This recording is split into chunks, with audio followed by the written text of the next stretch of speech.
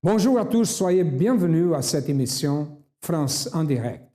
Nous allons maintenant voir le témoignage de quelqu'un qui a participé de la campagne d'Israël au centre d'accueil et a vu sa vie transformée, a réalisé ses rêves et ses objectifs. Regardez.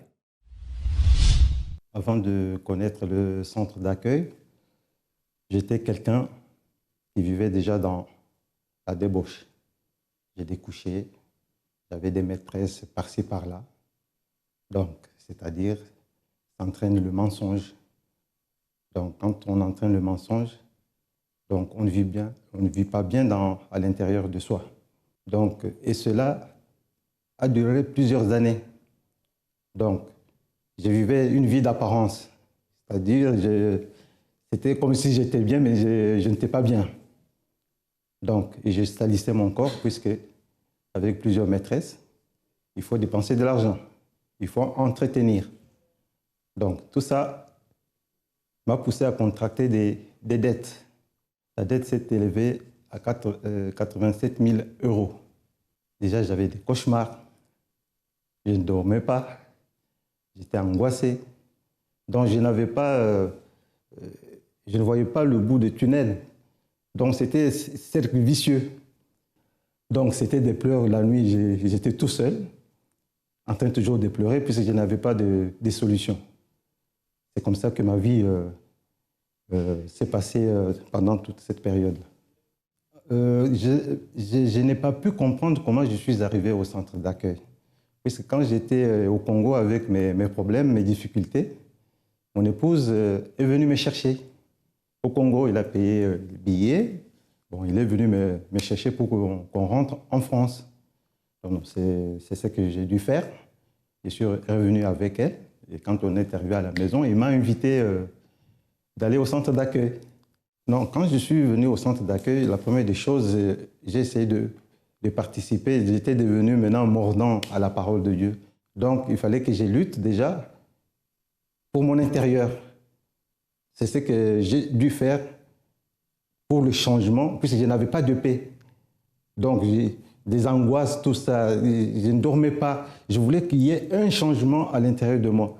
Donc, c'est la première campagne que j'ai dû faire pour la transformation. Donc, j'ai participé à la campagne d'Israël pour ce changement. Mais j'avais un gros problème.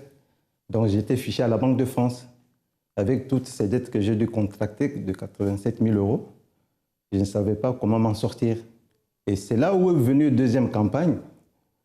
Donc, c'était dans la même année, puisqu'il y avait deux campagnes, au mois de juin et l'autre au mois de décembre. J'ai manifesté aussi ma foi. Donc, j'avais un objectif, je me suis déterminé, j'ai dit non, cette dette-là, il faut qu'elle soit effacée pour que je ne sois plus esclave. Puisque quand on est esclave de la Banque de France, on ne peut rien faire. Et j'ai déterminé ma foi. Comme j'ai travaillé, j'ai pris tout mon salaire, j'ai mis sur l'autel. Donc, après une semaine ou 2 semaines, donc la banque m'a écrit qu'il y avait un jugement. Et j'ai dit à mon épouse, aujourd'hui, c'est mon jour. Et je l'ai prise avec moi, on est parti à la Banque de France. Je n'ai même pas pris beaucoup de temps. Donc, c'est comme si Dieu il avait déjà ouvert le dossier, c'était déjà clôturé. Et je suis rentré, je ne suis resté que 5 minutes. La dame m'a dit, ta dette a été effacée. Tout ce que tu avais comme dette, comme problème avec d'autres dettes, puis c'est lié. Et tout a été effacé. Mon épouse qui était angoissée, elle n'était plus angoissée, puisque maintenant j'étais à côté d'elle. Je n'étais plus empereur comme dans son empire, comme avant. J'étais maintenant quelqu'un qui l'écoutait. Ma vie aujourd'hui, c'est un épanouissement total. Donc je n'étais plus angoissé. Je dormais bien. J'avais la patience. J'étais quelqu'un qui était devenu maintenant quelqu'un qui écoute. Valérie, aujourd'hui, c'est un homme réalisé. Il a payé ses dettes. Aujourd'hui, son foyer marche bien. Tout marche bien dans sa vie à travers la pratique d'une foi intelligente. Croyez-vous au miracle? Nous allons maintenant voir, écouter l'histoire d'une personne qui est arrivée au centre d'accueil. Elle était condamnée à la mort la science n'avait pas de solution pour elle, mais c'est bon que vous voyez. Regardez. Bonjour, je m'appelle Janice. Donc, en fait, je suis arrivée au centre d'accueil, en fait, avec des problèmes de santé. Mais avant ça, tout allait bien, en fait. J'avais une vie tranquille. J'avais jamais eu de problème. Enfin, je manquais de rien. J'avais tout ce que je voulais. Je voyageais beaucoup. Et du jour au lendemain, en fait, ma vie, elle a chamboulé. Et à l'âge de 24 ans, je suis tombée malade, du jour au lendemain. Donc là, c'est comme si ma vie, elle s'est arrêtée, en fait. Donc j'ai commencé à avoir des douleurs aux pieds, au début. Donc au niveau des chevilles, enfin au niveau de l'avant-pied, ça gonflait, ça me faisait des douleurs. Donc c'était difficile pour moi pour marcher. Et ensuite, les douleurs ont commencé vers les doigts, les poignets, ils gonflaient et je ne pouvais plus rien tenir. C'était affreux, j'ai perdu mon autonomie en fait. Et voilà, c'était une période vraiment horrible de ma vie parce que je n'avais jamais connu de maladie, les hôpitaux, j'y allais jamais. Donc en fait, c'est comme si ma vie s'est arrêtée, mes plans sont tombés à l'eau. Tous mes projets sont tombés à l'eau parce qu'en étant malade, je ne pouvais plus continuer à travailler et faire ce que j'avais à faire. Donc j'ai commencé vraiment la souffrance a vraiment commencé là, à ce moment-là. Et ensuite, j'ai fait plusieurs hôpitaux. J'ai vraiment fait les grands hôpitaux de Paris et j'étais un cas compliqué pour les médecins. Alors ça me rassurait pas du tout parce que je me suis dit, moi je suis pas médecin et les médecins soi-disant qui sont des grands médecins, des professeurs d'université me disent que j'étais un cas compliqué. Donc je me suis dit, qu'est-ce que je fais? C'est quoi ma vie en fait? Voilà. Et ensuite, ils m'ont donné des traitements, ça fonctionnait pas. Ils ont tout essayé, j'ai eu des biopsies par-ci par-là. En gros, sur un an, on va dire, j'ai eu 7 interventions chirurgicales sur l'espace d'un an. Et je suis arrivée même à un stade où je prenais 9 comprimés par jour. Et en plus, tous ces traitements en fait, que je prenais, apparemment, je devais les prendre à vie. Mais, entre-temps, donc, j'ai connu le centre d'accueil et j'ai commencé à faire des chaînes de prière, à mettre en pratique tout ce qu'on me disait. Et je mettais en pratique, j'obéissais vraiment, je me suis lancée. J'ai tellement essayé plein de choses que je me suis dit, cette porte-là, pourquoi pas, je vais frapper à cette porte et je vais peut-être voir le résultat. Une personne qui était bien, avant, tout marchait bien, d'un moment à l'autre, elle a tombé dans la maladie, gravement malade, 7 interventions chirurgicales. Elle prenait 9 comprimés par jour. Enfin, une vie complètement détruite et la science ne pouvait rien faire. La science ne pouvait rien faire pour elle. Quand nous parlons de la science, dans ce cas-là, la médecine, et quand nous disons qu'on ne pouvait rien faire pour cette personne, n'est pas une critique. Au contraire, nous savons que nous sommes limités. L'être humain est limité. Si l'être humain est limité, la science est limitée aussi. Elle n'a pas de solution pour toutes les choses. Il y a des maladies que la science ne peut pas découvrir. Il y a d'autres qui sont incurables, n'a pas de solution. Mais il existe une chose qui peut changer complètement la vie d'une personne, la foi. Regardez. Donc en fait, dès que je suis arrivée au centre d'accueil, j'avais vraiment mon cœur ouvert. C'est-à-dire, je me suis dit, j'ai frappé à tellement de portes. Mes parents, ils ont essayé toutes les solutions possibles. Et on s'est dit, bon, là c'est notre opportunité et c'était peut-être la dernière pour moi. Donc je mettais en pratique tout ce qu'on me disait, les conseils des pasteurs. C'est vrai que la première réunion, je suis arrivée, je regardais tout le monde, je n'arrivais pas à me concentrer, à fermer mes yeux et tout ça parce que c'était quelque chose de nouveau pour moi. Mais au fur et à mesure, je me suis remise entre les mains de Dieu en fait. J'ai mis en pratique, je suis arrivée à la période de campagne d'Israël. Je suis arrivée quelques jours plus tard, 4-5 jours plus tard, il y avait la campagne d'Israël. Je ne savais même pas ce que c'était. Mais je me suis dit, on m'a dit, enfin, le pasteur prêchait que la campagne d'Israël, c'est pour ceux qui veulent un miracle. Et moi, c'était mon cas. Je voulais un miracle. Donc, je me suis lancée.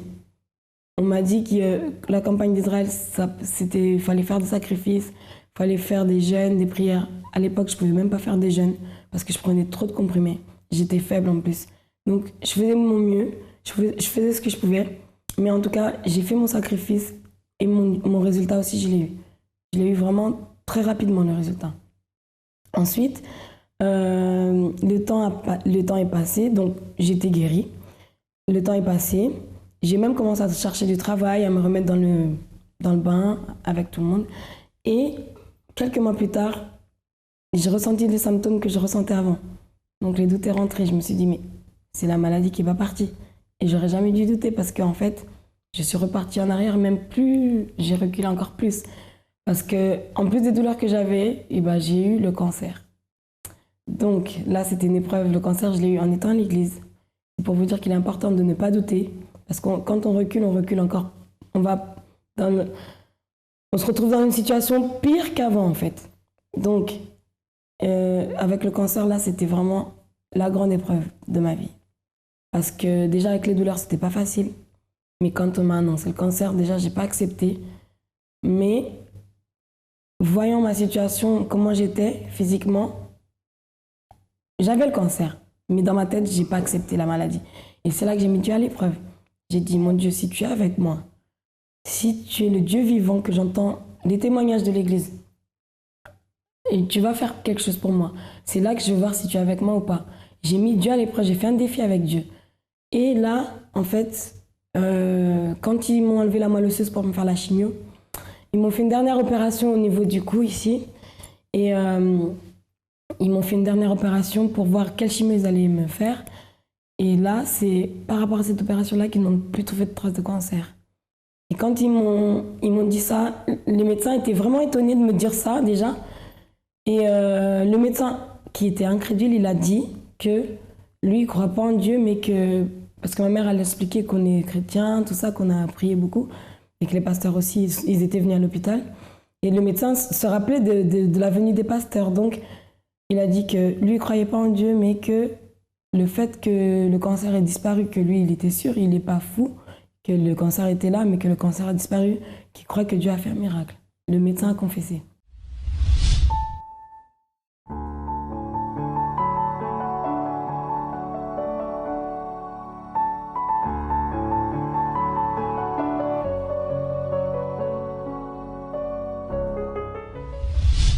J'ai remarqué ici une chose très importante. Elle est venue au centre d'accueil, elle participe des chaînes de prière, elle a été complètement guérie. Hein? Un miracle a été réalisé dans sa vie, mais elle a tombé dans la foi. Elle a commencé à s'éloigner. La force qu'elle avait au début, elle a pensé tout est résolu et la personne a commencé à tomber dans la foi. Qu'est-ce qui s'est passé? Elle est devenue malade, elle a eu un cancer qui allait le tuer. Mais à travers la foi, plus une fois la pratique de la foi, elle a été guérie du cancer. Les médecins ont resté étonnés parce qu'il a été réalisé un miracle dans sa vie. Ils ont constaté qu'il était un miracle. C'est comme ça, mes amis, la foi doit être pratiquée. N'est pas simplement dire Dieu existe, j'ai une religion, je prie. Non, c'est nécessaire pratiquer la foi. Nous connaissons de millions de cas au centre d'accueil dans tout le monde, de millions de personnes qui ont trouvé le miracle dans sa vie. Et vous, comment va votre vie? Quelle est la situation qui se passe dans votre vie? Les portes du centre d'accueil sont ouvertes. Nous allons savoir qui est-elle aujourd'hui. Donc maintenant, tout va bien. J'ai surpassé toute la maladie. Les médicaments que je devais prendre à vie, je ne les prends plus. Ça fait plus de 2 ans déjà. Ma santé, ça va au top.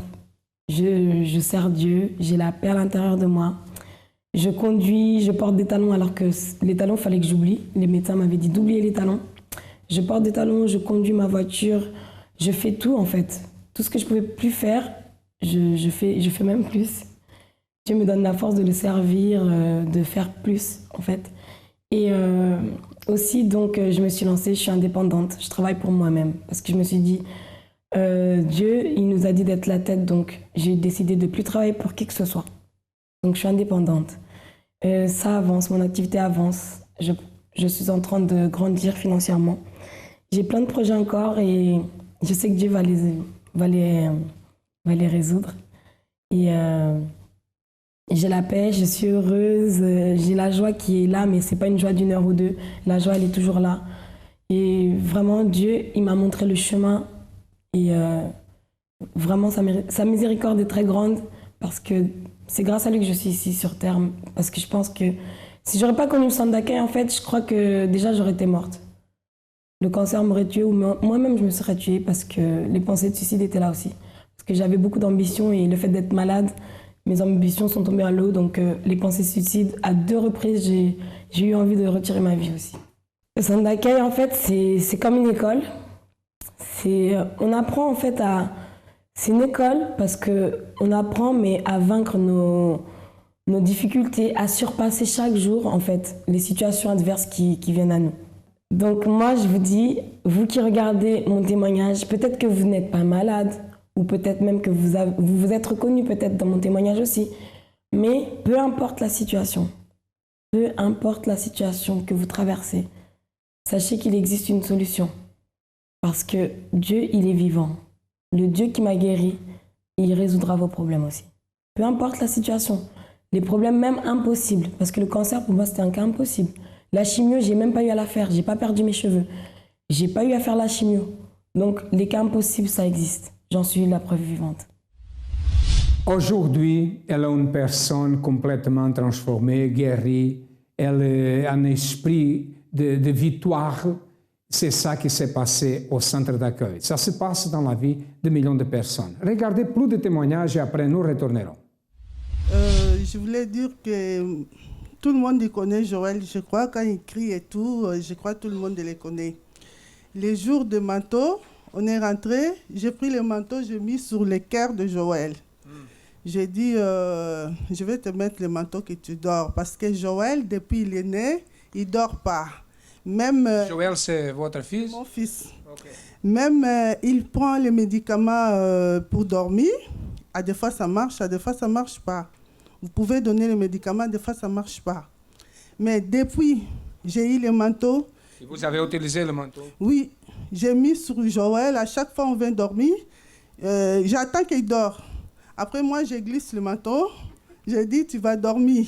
Donc, Joël, il dort. Hier matin, on avait rendez-vous. L'habitude, Joël, à 7 h du matin, quand ses frères et sœurs s'apprêtent pour aller à l'école, il sera déjà dormi et il sera réveillé parce que les autres sont en train de faire le bruit. Alors, il fallait que je réveille Joël. Okay. Je voulais pas il dort. Réveiller. Oui. Il est guéri. Oui. Amen. Moi-même réveillé, il est guéri.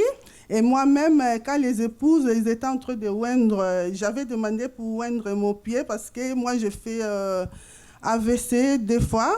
Donc, ça m'a laissé les séquelles quand même. J'ai toujours mal. À 2009, j'avais fait AVC. À 2011, j'avais fait AVC. Donc, oui. Vous aviez un problème dans le pied? Oui. Qu'est-ce qui s'est passé? Donc là, qu'est-ce qui s'est passé? Quand je prépare, je ne peux pas être beaucoup debout. Alors, hier, j'ai préparé. J'ai resté jusqu'à 3 h du matin en train de travailler. Je n'ai pas eu mal du tout. Et vous êtes bien? Oui, je suis Quel bien. est le pied, là? Ça. Fait comme ça et ça. Il est là. Amen. Il y avait même les os qui sortent là. Il n'est plus. Maintenant, c'est pareil, oui. Guéri, au nom du Seigneur Jésus. Amen. Qu'est-ce que Dieu a fait? Qu'est-ce que tu as fait? Et qu'est-ce que Dieu a enlevé? En fait, moi, pendant à peu près 2 mois, j'avais une tendinite au bras droit. Donc, ce qui fait que, bon, par rapport au métier que je fais, ça me gênait beaucoup. En fait, c'est comme si mon bras devenait même un fardeau. J'avais mal jusqu'au pouce. Tout ce que je faisais, même quand j'utilisais mon portable, quand j'écrivais, quand j'étais en cours, j'avais super mal. Et donc, mardi dernier, je suis venue pour le propos du manteau. Et c'était vous qui avez prié sur moi. Donc, bon, vous avez prié, tout ça, j'ai cru. Et pendant toute la semaine, je mettais le manteau sur moi. Et j'ai déterminé que maintenant, je suis guérie parce que j'en ai assez. J'étais partie voir le médecin. Elle m'avait prescrit des médicaments, des gels et tout ça. Mais ça passait pas. Donc, j'ai déterminé.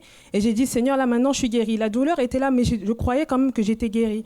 Et là, depuis... En fait, je me suis même plus rendu compte. Depuis quelques jours, j'ai même plus mal. Tout ce que je n'arrive... C'était le bras, là. On va donner le coup de poing. Et en fait, Tellement que j'avais mal, même des fois, le soir, je pouvais même pas dormir sur ce côté-là.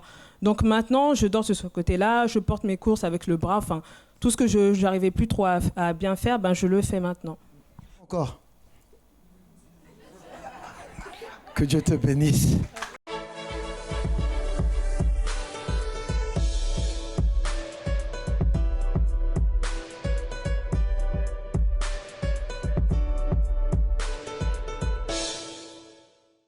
Vous êtes au centre d'accueil depuis combien de temps?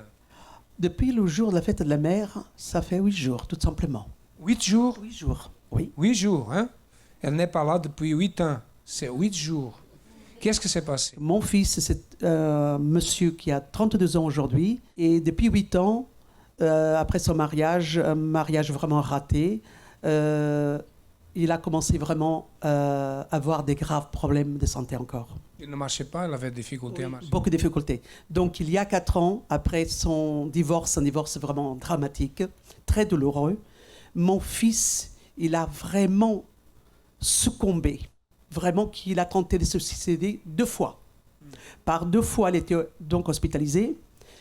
Les médecins, les médecines, les médicaments, ça n'a jamais rien donné de bon. Mon fils, ces derniers mois, il a maigri de 20 kilos. Il ne se tenait plus debout.